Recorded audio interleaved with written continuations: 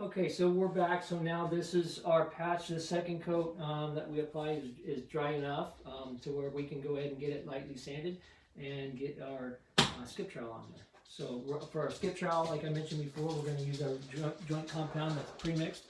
And it's already in here, ready to go. What I'm going to do, since it's not a real thick, heavy knockdown, then I'm going to take what's in here and I'm going to mix it with a little bit of water to make it a little bit thinner, so it'll go on not as thick, so we could match as close as we can get to what's already exists.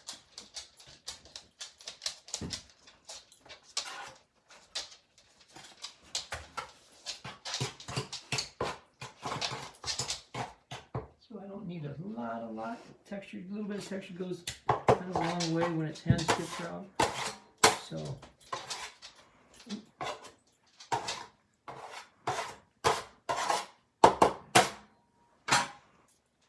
we'll just thin out a little bit.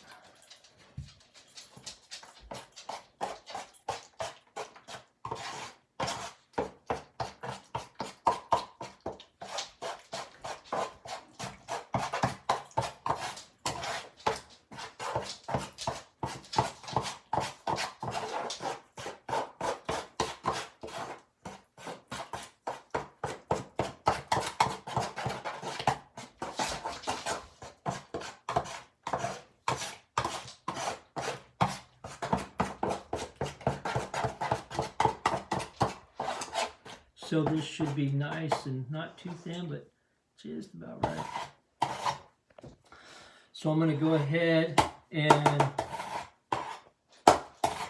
bump it up here to my 14-inch trowel. So I'll do the trowel, T-R-O-W-E-L. I'm going to find the bend in it, the curve. So I found it. It's right there, and this is going to go flat against the ceiling. Here we go. What I'm trying to do here with the hand skip trowel, I don't want to put a ton on here, so I'm just going to do a little bit at a time. And if I don't like any part of it, I can always just scrape it off and then start over. So put a little bit at the end, and I'll get started with this. And I'm just going to kind of, and I don't have to go in the same direction. I can go in any direction. I'm just going to start here and kind of go, and barely just opening. The more I open it this way, it's like opening a valve, the more mud that's going to come off my trowel. The less I open it, the less that's going to come out of it. So, and if I can go over it.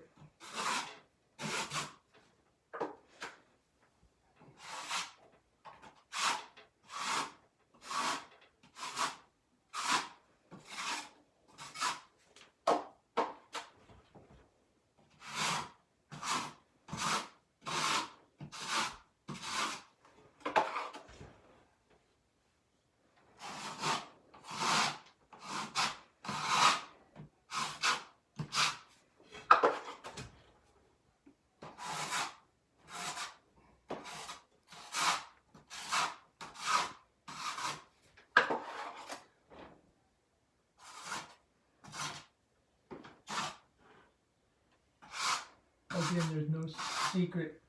It's just all about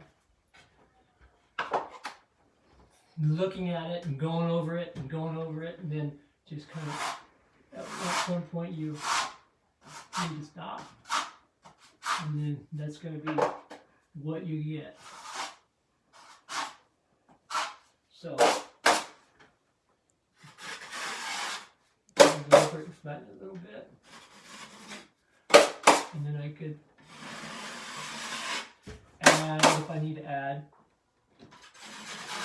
and when it dries, I could go ahead and just sand a little bit if I wanted to. The main thing is just making it consistent and matching what already exists.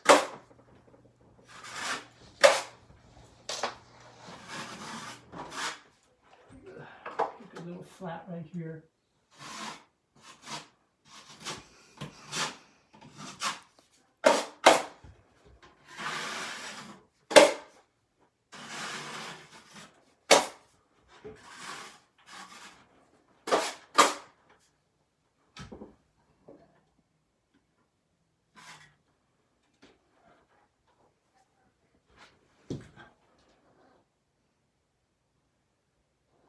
Man, I'll tell you what, I kind of like that.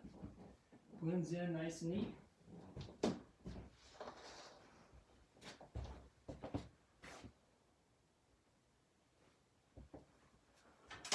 little more right here.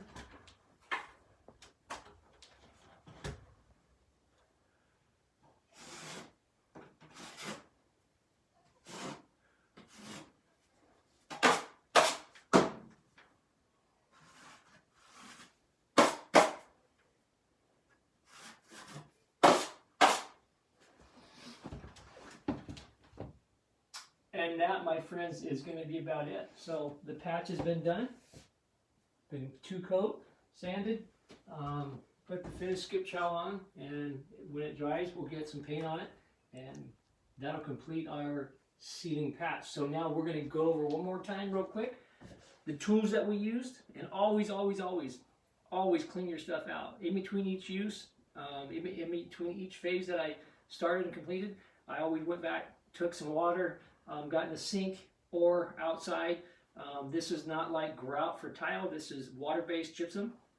So it will be okay to go ahead and get the big scoops out, put it in the trash, and then rinse the rest of it out in the sink. It's not going to hurt or clog your drain, just as long as you don't put a ton in there.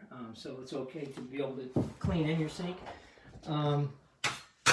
So our mud pan, our trowels, 6-inch taping knife, that's what we started out with. Then we went to the 8-inch, 10-inch, right? So then from the 10-inch, our skip trowel we put on, we could have used our 12-inch. We chose to use the 14-inch just out of preference. We went on a little bit wider, a little bit less time. So those are our 3 trowels and our taping knife. Our putty knife we use strictly to go ahead to mix our powder mud and also mix up our joint compound as well.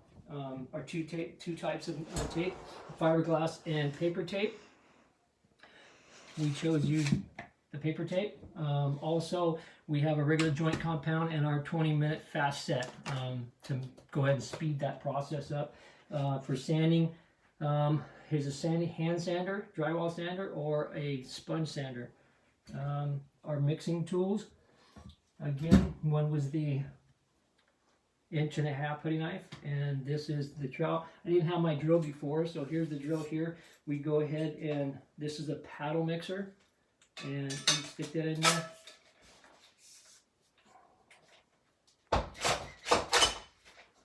Tighten that up, and then so this will be what we'd mix a bunch of mud in a 5-gallon bucket. We would use our paddle mixer, mix that nice and smooth.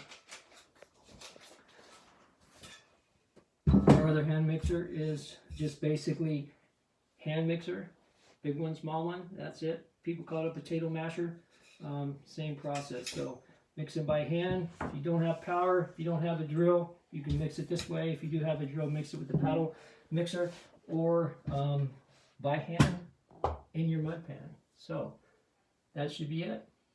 Owner's going to be happy.